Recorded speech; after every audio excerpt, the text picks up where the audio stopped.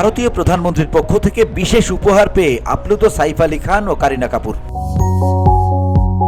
মঙ্গলবার প্রধানমন্ত্রী নরেন্দ্র মোদীর সঙ্গে দেখা করার জন্য দিল্লিতে যান কারিনা, রণবীর কাপুর, পুত্রবধূ আলিয়া ভাট ও সাইফ আলী খান।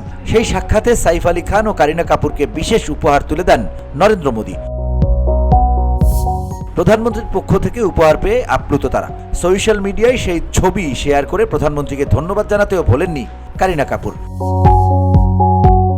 আগামী 14 ডিসেম্বর রাজ কাপুরের জন্মবার্ষিকী, সেই উপলক্ষে দিল্লিতে শুরু হচ্ছে রাজ কাপুর 100 ফিল্ম ফেস্টিভ্যাল। তার প্রাক্কালেই প্রধানমন্ত্রীর সঙ্গে দেখা করেন কাপুর পরিবারের নবীন এবং প্রবীণ প্রজন্মের সদস্যরা।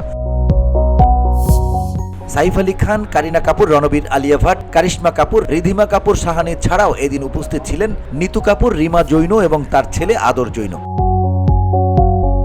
প্রধানমন্ত্রীর সঙ্গে সাক্ষাৎ পর্বের বেশ কিছু ছবি সোশ্যাল মিডিয়ায় শেয়ার করেছেন অভিনেত্রী। সেখানেই দেখা যায় 2 খুদের জন্য এক টুকরো কাগজে হিন্দিতে নিজের নাম সই করে দিয়েছেন মোদী। ছোট বয়সে প্রধানমন্ত্রীর অটোগ্রাফ সংগ্রহ করা স্মরণীয়।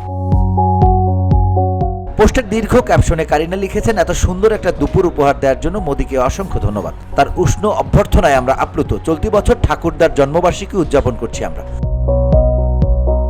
সিনেমায় তার অবদান, ঐতিহ্য এবং ভাবনা প্রজন্মের পর প্রজন্ম ধরে আমাদের অনুপ্রাণিত করেছে। প্রধানমন্ত্রীর পাশে সবাই একসঙ্গে সারিতে দাঁড়িয়ে ছবি তোলার পাশাপাশি নিজেরাও সেলফি তোলেন।